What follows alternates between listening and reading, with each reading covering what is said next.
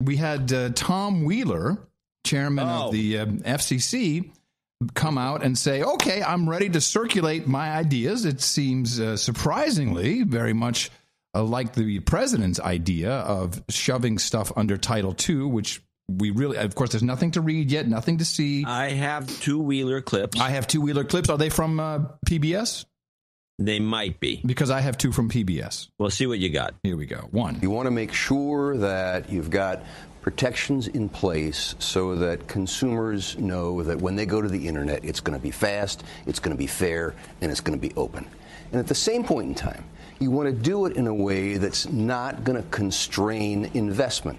Because obviously we want people, companies, to be building faster and more ubiquitous broadband networks. So it's been a balance of both of those. The general consensus that I saw amongst the tech press and media was, great, fantastic, finally something good. This is going to be awesome.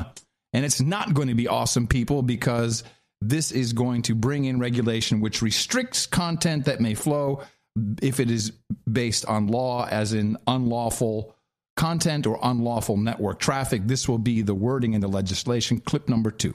We're really not doing utility regulation. Not really, except we're putting it under Title II, which is utility regulation. Here. Utility regulation, it was developed for a monopoly model. What we're doing is we're taking the legal construct that once was used for phone companies and paring it back to modernize it so it specifically deals with this issue. So it's not really utility regulation, but it is regulation to make sure that there is somebody watching out for the consumer, that, like you said, there's no paid prioritization, there's no blocking, there's no throttling. No blocking. Pay attention. That would be only of legal and lawful content. And most important, there will be ongoing rules in perpetuity. In perpetuity? Ongoing what? Ongoing rules in perpetuity. Let's just hear that again. And then he qualifies that, by the way. Prioritization, there's no blocking, there's no throttling. And most important, there will be ongoing rules in perpetuity so that there'll be a yardstick to measure what's fair for consumers. Because we don't know what the internet's going to be 5 years from now, and we don't know what the various tricks are going to be 5 years from now. But we're going to have a referee on the field. We'll have a referee on the field, a yardstick, rules in perpetuity, and what tricks will be. I mean, wow. Oh yeah, no, this is horrible. This is bad for everything and everybody. And I think one of these 2 clips of mine, I believe, is a tech reporter for Al Jazeera. Oh, good. And you can see how they're handling this. And I think you're right. I think most of the tech community is going in this direction. Let's play the first one and see if the op-ed clip. Yeah, and see what that is. Because he wrote an op-ed which was published in Wired, which doesn't tell us much. I thought it was the New York Times.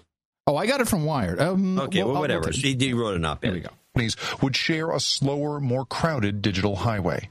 That segregation, critics say, would kill the free and open internet as we know it. What Wheeler is proposing is a plan that regulates internet service the same way the government regulates phone service or, well, the highways.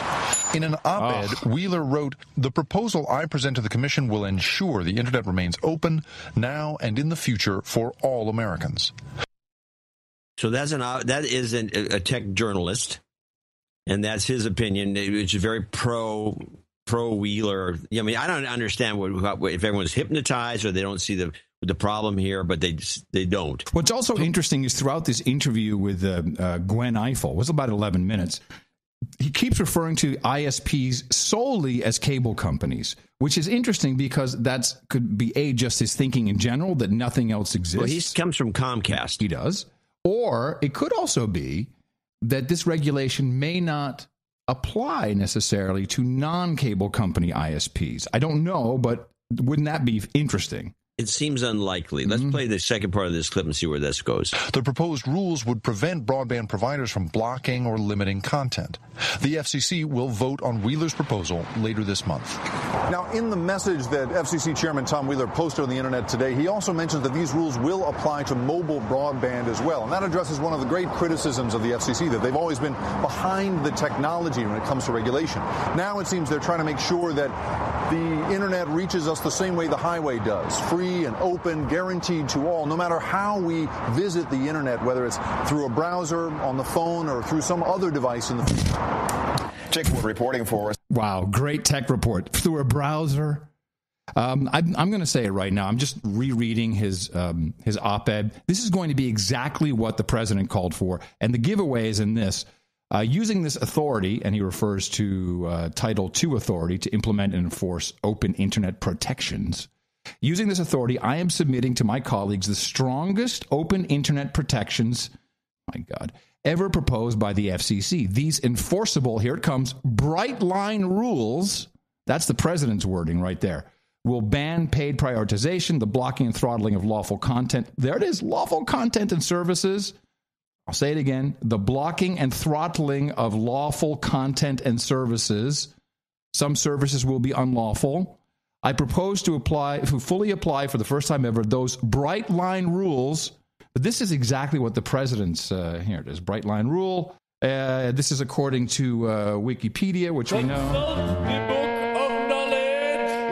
A bright line rule is a clearly defined rule or standard generally used in law, composed of objective factors which leave little or no room for varying interpretation. The purpose of a bright line rule is to produce predictable and consistent results in its application. Bright line rules are usually standards established by courts in legal precedent or by legislatures in statutory provisions. Bright line rules are often contrasted with its opposite, balancing tests, where a result is dependent on weighing several factors. So this is going to be so clear. But the thing that no one is talking about, and there's The Verge, this is great, and all the comments, yeah, finally, man, Netflix won't buffer. Fucking asshole, stupid morons. Sorry, Tourette's. Actually, if you look at this and the kind of lawsuits that are going to occur, and we've already heard from that woman that heads up the mobile industry, and the fact that the U.S. Congress has passed laws specifically about mobile broadband, and we don't need any of these rules, but they're going to implement them anyway. We're going to see probably more buffering because Netflix has unfairly got servers at all the ISP as co-located devices because they have their what they call their web appliance sitting at, for example, Sonic.net. Comcast refuses to put these in because it costs too much to operate, is their argument. Although they have similar devices for their own movies.